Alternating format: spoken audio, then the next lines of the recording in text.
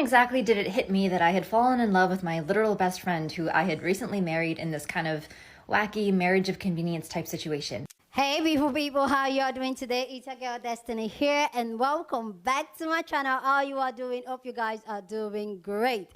You guys, this video is a very interesting video as always. You guys know I love real love, I love true love, I love love, even though most of the relationship out there are very toxic and all that and we as women, I preach on we women looking out for ourselves, okay? But when I see something that it's like really different, and I'm just like, okay, this story time got me thinking.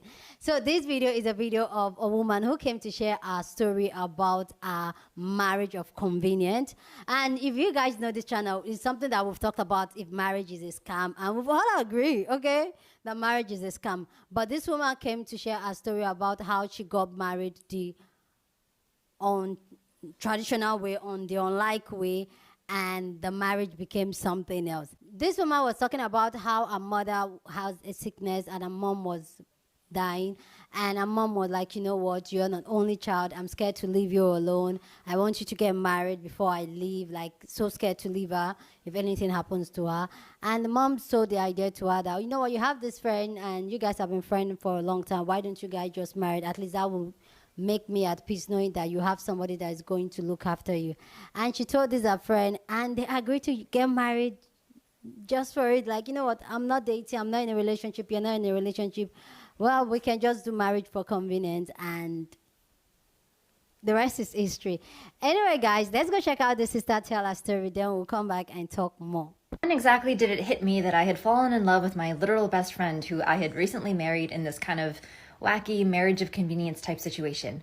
Be happy to tell you. So just as a quick recap for those who don't know, my mom at the time that all of this was decided was extremely sick and didn't have much time left, and my brother and my dad had already passed away like soon before that. So typical South Asian mom fashion, she wanted to make sure that I was settled down and married to somebody that we both loved and trusted. And of course she was also worried because I had recently just quit my job so I could live closer to her, which meant I didn't have any health care and I tended to be pretty sickly. Of course, I'm not exactly in love with anyone at the time, so the only way that this would work is if it was like a marriage of convenience type situation, but who the hell is going to go along with that?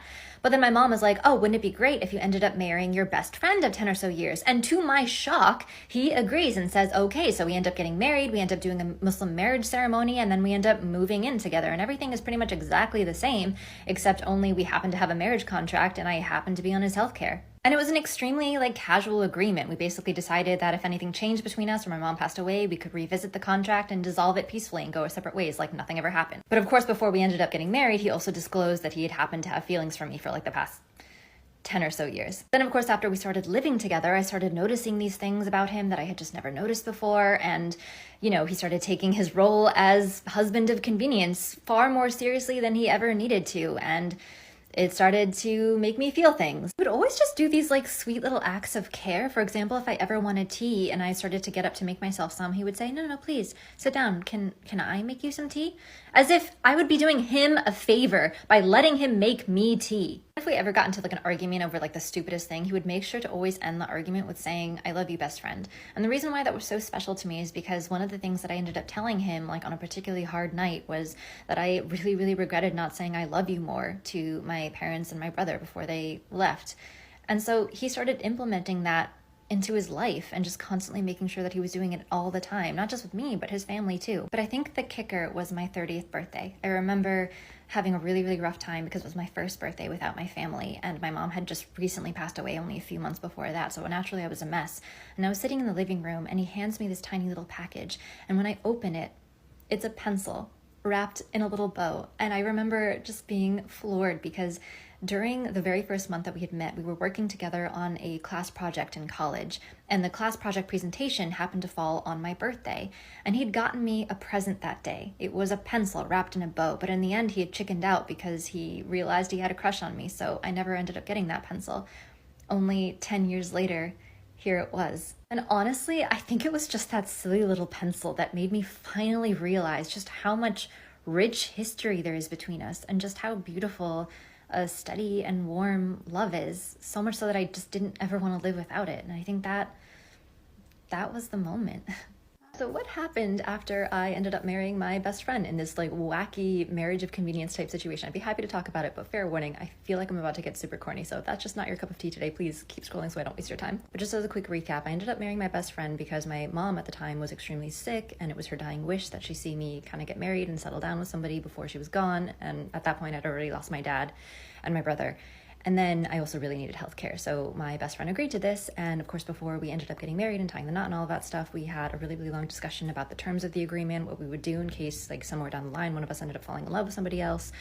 Just basically sorting out all of the weird kind of details. We also both agreed that we just wouldn't see other people during this whole marriage thing, however long it would last, because that'd be weird for everyone. Oh my God. And of course, before we officially tied the knot, he also disclosed that he'd had feelings for me for the past 10 or so years for reasons that are still baffling to me. In any case, he was just like, I just wanted to let you know in case that makes you uncomfortable before we like actually do this. And I was like, no, it doesn't, as long as you're cool with it. And so we went forward with it. Apparently, a really funny thing can happen when you end up moving in with your best friend.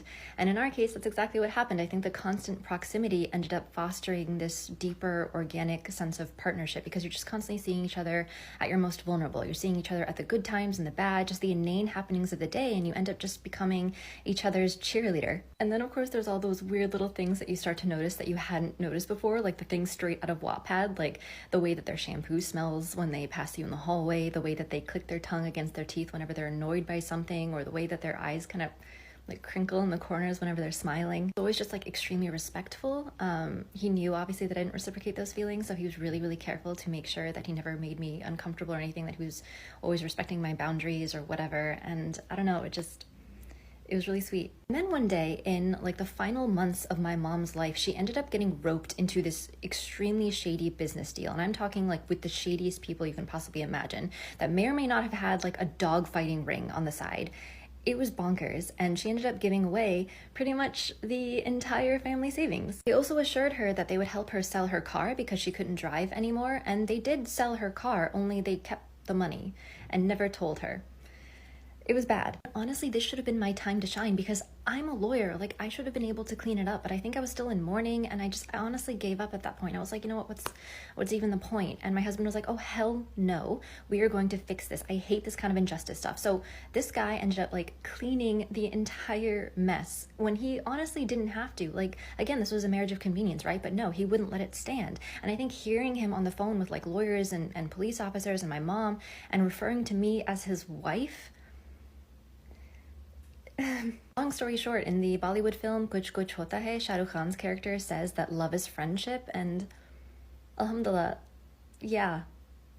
I don't have any wedding photos. Like, no photos whatsoever. We didn't even have a photographer. I think my cousins maybe took like 1 or 2 candid photos, but essentially no wedding photos. And the reason for this is kind of sad and also kind of funny. For those who don't know or haven't seen some of my earlier videos where I talk about this, my mom at the time was extremely sick. Like, her days were essentially numbered, and my dad and my brother had already passed away a few years before that. So of course, like any good parent, she was extremely worried about what was going to happen to me after she was gone.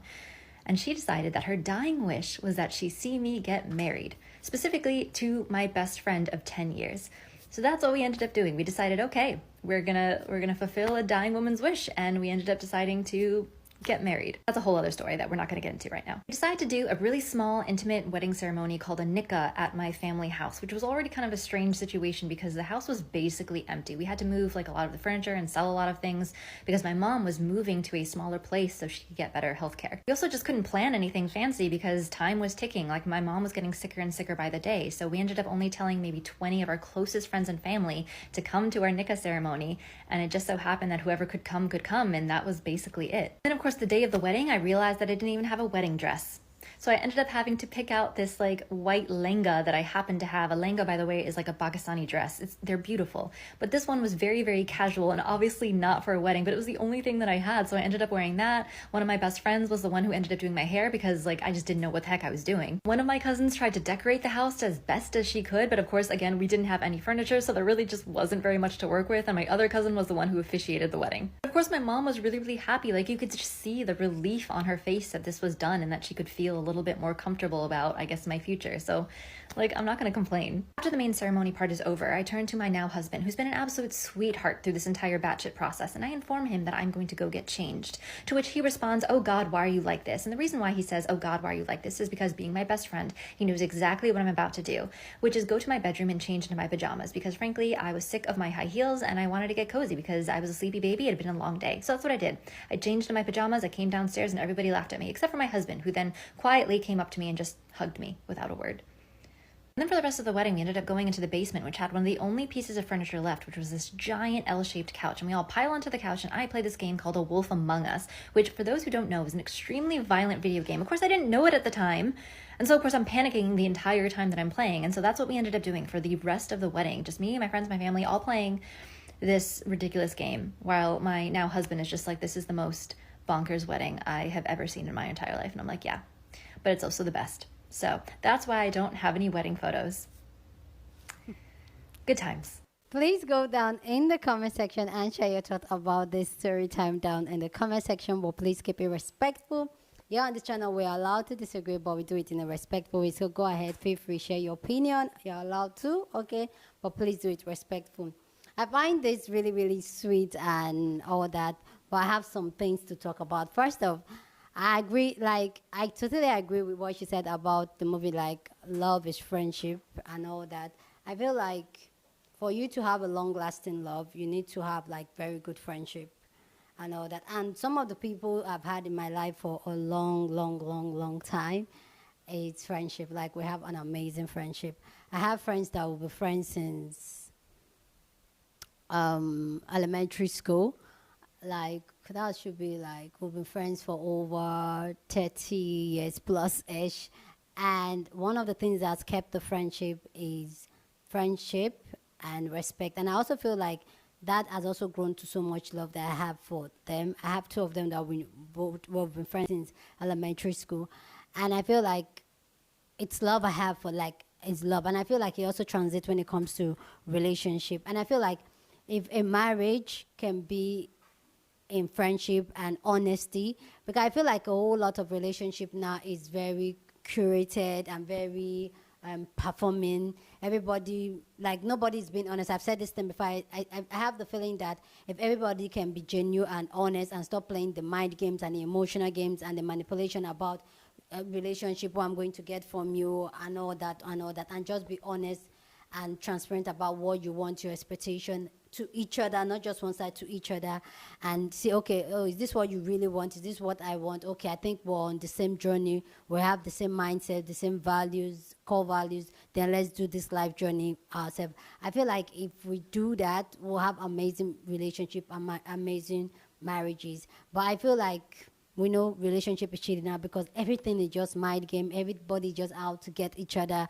And I feel so sad. So having a marriage like this of convenience and that turns out to be such a beautiful thing, I feel like the foundation is because it was very transparent and honest, and there was no lie, there was no pretend, and they allowed the friendship to grow. So it's really sweet to hear.